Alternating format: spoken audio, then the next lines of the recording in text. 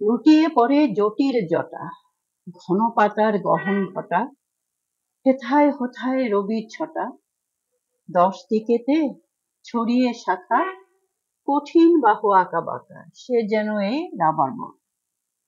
গাছটি যেন শহুরে পাখিদের এক মস্ত বাড়ি। সন্ধ্যাবেলায় পাখিদের কিচিরমিচির শব্দে কানে ঝালাপালা লেগে যায়।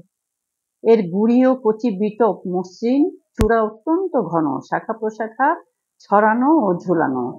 সরু বায়বীয় মূল জন্মে শাখা থেকে, এগুলো মাটিতে গ্রথিত হয়ে বড় গাছপালার ভার বহন করে। এখানে বায়বীয় মূলগুলোই কত চমৎকার করে ঝুলে মাটিতে মিশে গেছে। দেখো বন্ধুরা, নামে গাছটা রাবার বট হলেও এ গাছ থেকে কখনো আসলে রাবার উৎপাদন হয় না।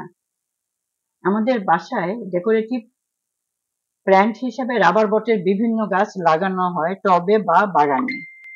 তবে বট গাছের মতো এই ডালপালা চারিদিকে অত ছড়ায় না, অনেকটা ঊর্ধ্বমুখী ভাবে উঠে ও নবীন ডালপালা নিচের দিকে ঝোলে।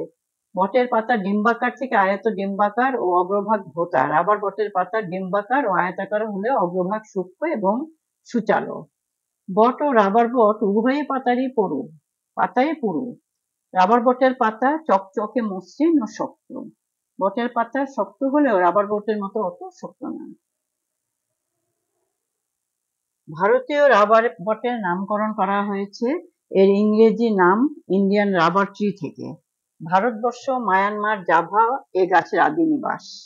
এ গাছের উদ্ভিদতাত্ত্বিক নাম ফাইকাস ইলাস্টিকা ও গোত্র হলো মোরেসেই। রাবার বট মাঝারি বৃক্ষ, বৃহৎ চিরসবুজ বৃক্ষ। গাছ প্রায় 90 থেকে 120 ফিট লম্বা হতে পারে। তোমরা দেখতে পাচ্ছ রাবার বটের পাতাগুলো, এই পাতাটা একটু ছোট ছোট।